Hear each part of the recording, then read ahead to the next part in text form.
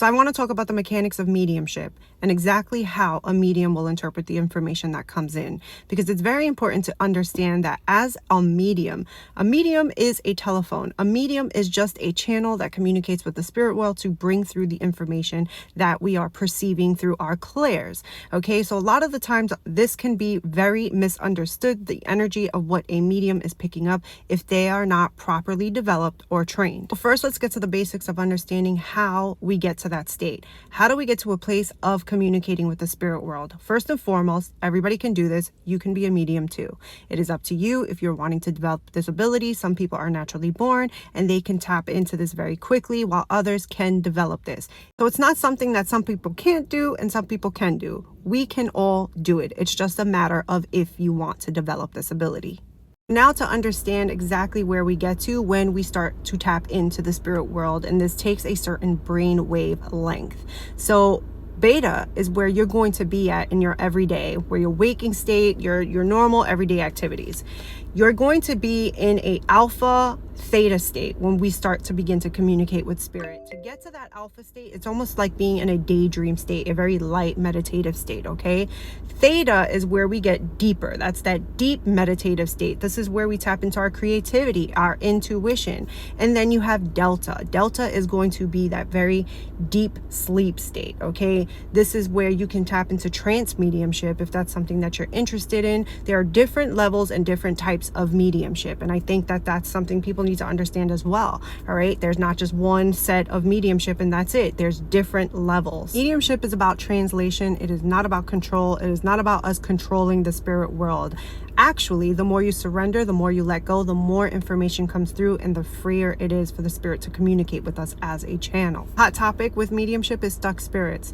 Now, I'm here to tell you that I have read many different souls, okay? And this is incumbent upon my development. Important development. People need this to understand how to translate the energy, okay? Because spirit will come through where, yes, you may feel a denser energy. It may feel heavier, and that interpretation is up to the medium to deliver that. And some mediums will say, ooh, it's heavier. They're definitely in a darker, stuck place. But here's the thing. A lot of the times what we are experiencing is the residue that was left behind, the life's experience of that spirit, the life's experience of the trauma and the things that they have went through, right? Maybe things that they have put people through in their life.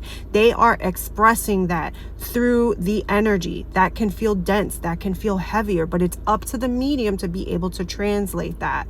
And that can definitely be misinterpreted if the medium is not developed properly. Spirit has its own intelligence and sovereignty. What the medium is there to do is to tune into that frequency to which they are meeting them at, to deliver that information with the most compassion that we can, because we do have a responsibility as a medium. This is healing work. We are here to show the continuity of the afterlife for the people that we read for. This work is meant to leave them in a better place than leave them in a place of re-traumatizing them based off of how their loved one passed away or telling them that they're stuck in a dark place.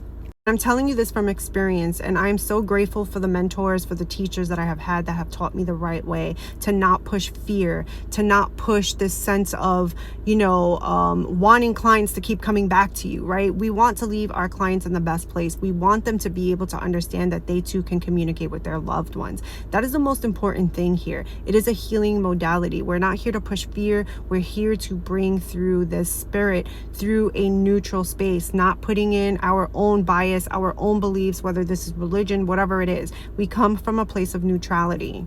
I have read for people with all kinds of souls that have crossed themselves over, souls from missing cases, because if you didn't know, I have a background in law enforcement, so I tend to get a lot of spirits like that. So I do tend to see things, right? They will show you everything, but it's up to the medium to be able to translate that information without re-traumatizing the clients. So the heaviness that we feel as a medium is most likely due to the residue. It is due to the residual energy that is left behind. It is due to them bringing through their emotions and things through life, not through where they are at, because they are in a place of compassion, reflection, and growth.